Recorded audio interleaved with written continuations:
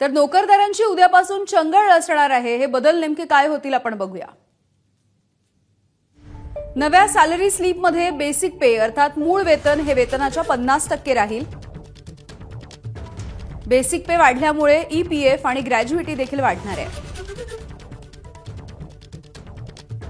नोकरी संपताच ग्रॅज्युइटी वगळता सगळे पैसे 2 दिवसात मिळणार।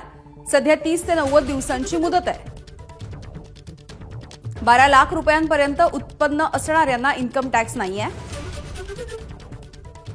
कर्मचाऱ्यांना महिन्याला 25,000 रुपये किंवा भत्त्याच्या 70% टीए देता येणार आहे। सध्या 10,000 किंवा 70% मर्यादा आहे।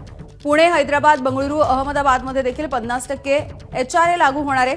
सध्या 4 मेट्रो शहरांमध्येच या संदर्भातला क्लेम करता येत होता।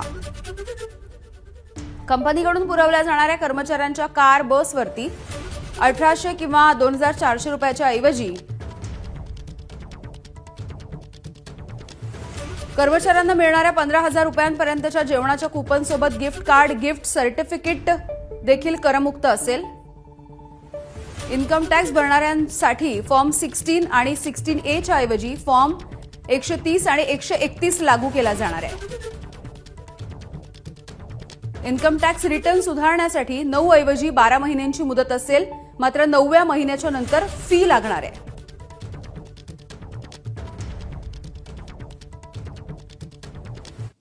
आणि यानंतर जाणून घेऊयात रेल्वेच्या तिकिटांच्या रिफंडमध्ये नेमका काय बदल होणार आहे। रेल्वे गाडी निघण्याच्या 8 तासांमध्ये तिकीट रद्द केलं तर परतावा मिळणार नाही। रेल्वे तिकीट गाडी निघण्याच्या 8 ते 24 तासांपूर्वी रद्द केलं तर 50% परतावा मिळू शकतो। रेल्वे तिकीट हे गाडी निघण्याच्या 24 ते 72 तासांपूर्वी रद्द केलं तर 25% कपात केली जाऊ शकते। गाडी निघण्याच्या 72 तास आधी तिकीट रद्द केलं तर फक्त चार्जेस जे असतात ते लागतील।